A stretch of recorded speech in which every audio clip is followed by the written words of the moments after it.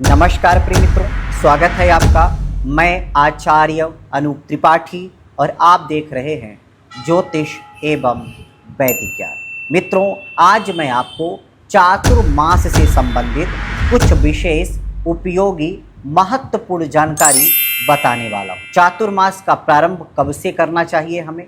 वैसे तो आषाढ़ शुक्ल एकादशी से लेकर के कार्तिक शुक्ल एकादशी तक चातुर्मास माना जाता है, लेकिन हमें इसका प्रारंभ कब से करना चाहिए यह भी जानेंगे। क्या खान पान का ध्यान रखना चाहिए इसका समझेंगे, और क्या क्या सावधानियां रखनी चाहिए, कौन से नियम पालन करने चाहिए, ये सभी इसी चर्चा के माध्यम से जानने वाले हैं। तो चलिए सबसे पहले बात करते हैं कि चातुर्मास व्रत करने के इच्छुक कब से चातुर्मास का प्रारंभ कर सकते हैं, व्रत ले सकते हैं। तो मित्रों, इसके व्रत का जो नियम है वो इस प्रकार से है कि तुला के सूर्य संक्रांति से ले सकते हैं, या आषाढ़ शुक्ल एकादशी से ले सकते हैं, या द्वादशी से ले सकते हैं, अथवा तो पूर्णमासी से व्रत उठा सकते हैं, पूर्णमासी से व्रत कर सकते हैं। ये तो रही बात कब से आपको व्रत उठाना चाहिए। अब आपको बताने जा रहा हूँ कि चातुर्मास में 4 महीने होते हैं, और 4 महीनों में अलग अलग महीनों में आपको अलग अलग किस चीज़ का त्याग करना चाहिए, कौन सी चीज़ें नहीं खानी चाहिए विशेष रूप से शास्त्रों के अनुसार। तो इसको भी नोट कर लीजिए। तो आपको बताऊं कि आपको श्रावण मास में शाक, भाद्र मास में दही, आश्विन मास में दूध, कार्तिक मास में दाल नहीं खाना चाहिए। ये वो सामग्रियां हैं जो आपको अलग अलग महीनों में पूरे महीने नहीं खानी है।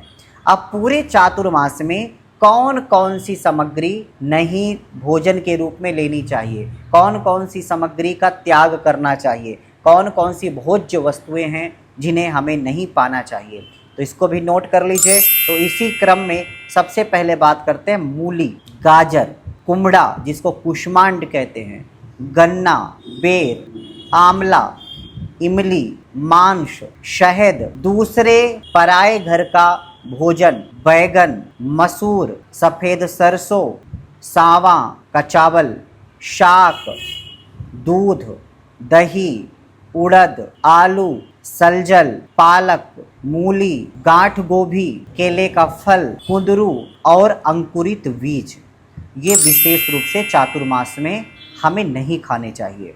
और अगर आप खा रहे हैं, चाहे आप व्रत रखें या न रखें, आपको इन चीज़ों को नहीं खाना चाहिए। मूल जो भूमि से उत्पन्न चीज़ें हैं उनको हमें नहीं खाना चाहिए। इसके बाद अब आपको एक बात और बता देता हूँ, वो ये है कि वर्षिकांश चतुरो मासान प्रसुप्ते चा जनार्दने मंच खट्वादिशयनम वर्जयेत भक्तिवान नरः।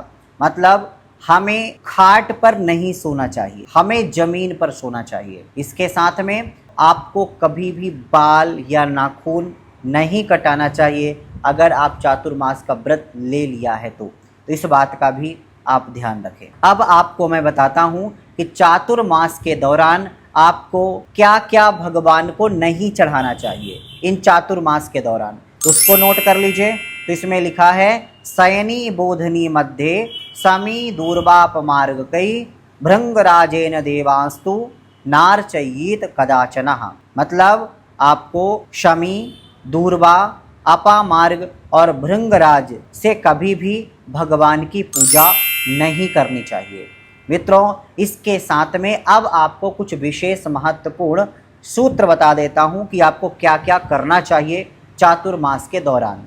तो 4 महीने तक तुलसी से भगवान की सेवा करनी चाहिए। नियम यही है कि अगर आपसे हो पाए तो 4 महीने तक आपको तुलसी चढ़ा करके भगवान को प्रसन्न करने का प्रयास करना चाहिए। इसके साथ आपको 4 महीने तक गूगल से भगवान के सामने धूप जलाएं, ऐसा भी शास्त्रों में लिखा हुआ है। मित्रों, इसके साथ में 4 महीने तक पीपल की परिक्रमा करें। आप कहीं भी आपके आसपास पीपल हो तो 4 महीने तक आपको पीपल की परिक्रमा करनी चाहिए। और इसके साथ आपको 4 महीने तक मंदिर में बैठ करके गायत्री मंत्र का जप आपको करना चाहिए। 4 महीने तक दीपदान आप जरूर करें। इसके साथ में यह भी नियम आप अपना लें कि 4 महीने तक मंदिर की सेवा करें, साफ सफाई करें, यह भी आपके लिए बहुत ज़रूरी है, क्योंकि शास्त्रों में ऐसा ही निर्देश है। तो आशा करते हैं आपको समझ में आया होगा और आप ये सारे नियमों का पालन करेंगे।